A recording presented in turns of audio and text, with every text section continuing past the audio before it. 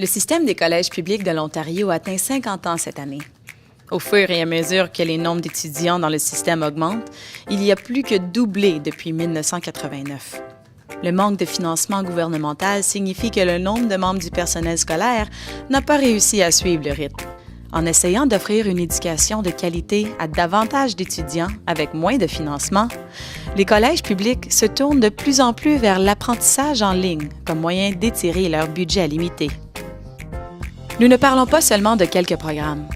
Il y a plus de 12 000 cours et 500 programmes offerts en ligne via eCampus Ontario, qui est essentiellement devenu le 25e collège dans les coulisses, doté presque exclusivement d'un groupe de membres du personnel scolaire contractuel sous-payé.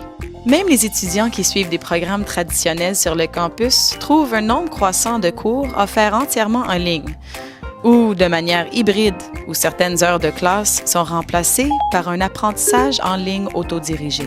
Utilisé correctement, l'apprentissage en ligne peut augmenter l'accès à l'éducation. Mais quand les décisions concernant la façon de dispenser des cours sont basées sur ce qui est le mieux pour le budget, plutôt que sur ce qui est le mieux pour l'étudiant, il y a un réel problème. Et les étudiants sont d'accord. Lorsqu'ils ont été interrogés récemment, plus de 82 % des étudiants en affaires du Collège Mohawk n'aimaient pas les vidéos en remplacement des cours en personne. La croissance de l'apprentissage en ligne n'est pas seulement difficile pour les étudiants. Cela entraîne une charge de travail accrue pour les membres du personnel scolaire, car il faut beaucoup plus de temps pour répondre aux questions et fournir un environnement d'apprentissage attrayant aux étudiants dispersés. Il existe également de réelles préoccupations concernant les implications de l'apprentissage en ligne pour la propriété intellectuelle des membres du personnel scolaire. Ces éditeurs se tournent ensuite vers les collèges privés à qui ils vendent le contenu des cours qui sont ensuite enseignés par des tuteurs moins qualifiés. Cela soulève la question de savoir si l'apprentissage en ligne offre des économies de coûts réels du tout.